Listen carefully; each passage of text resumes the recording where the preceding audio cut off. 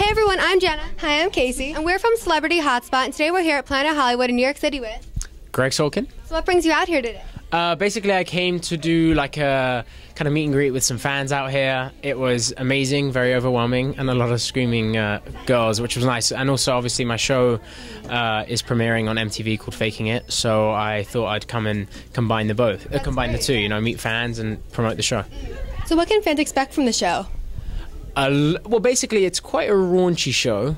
I think MTV have definitely taken some risks by doing this show. I don't think this show would have been on TV 5 years ago. Yeah. So we're very grateful for MTV to kind of do a show regarding this subject matter. I think there are some very relatable teenage issues in the show, and it's all about kind of kids faking something in high school to fit in, like every single person does, which is obviously a very relatable issue. Is this like something different than what you've worked on before? Oh, definitely. And when I first read the script, I was quite unsure whether I wanted to go back into comedy, because obviously I did Wizards, and I was on that show for a few years, and then my career was kind of heading towards the more dramatic roles, basically. And the show stood out to me. I like the message of the show, which is be accepting and be tolerant of people, and I wanted to kind of do that, to be honest. What do you think the fans will take away from the show? Well, our school in the show is called Hester High, and it's where the more unique you are, the more kind of special you are. So it promotes people kind of being themselves and not being afraid of doing what they want. So basically what I would love for people to do is watch the show and apply it to their own high school. Like, obviously I understand that bullying still happens, but I think the more, as more time progresses, I think audiences, and especially our generation, we're very tolerant. And I hope that kind of gets applied to high schools and classes, and girls start being nicer to other girls, and guys are not so like competitive, and just the world and the school system especially becomes a happier place. You know, I want people to look forward to going to high school rather than worry about what people are going to say. And you were on Wizards of Waverly Place a few years back. What was that like for you? It was amazing. The cast are fabulous. They're still some of my best friends. It was my home, to be honest. I moved out to LA when I was 17 years old, and the crew were like my family.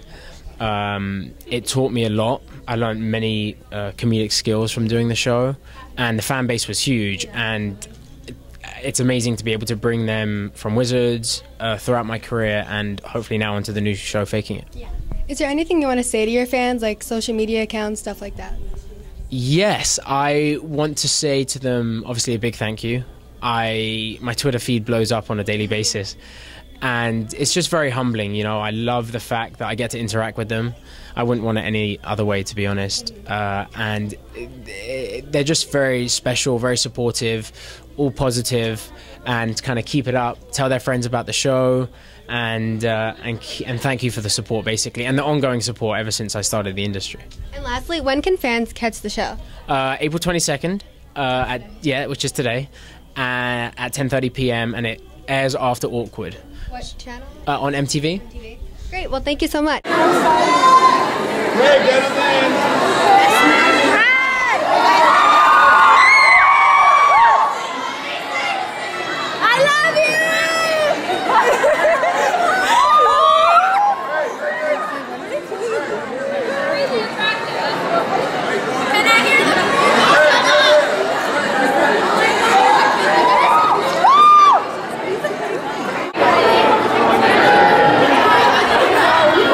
So on three, right? Everyone's going to have to shout out, "Watch Faking It tonight" on MTV, okay? Watch Faking It tonight. What do I say? I'm blinded from the lights, by the way. Okay, here we go, ready?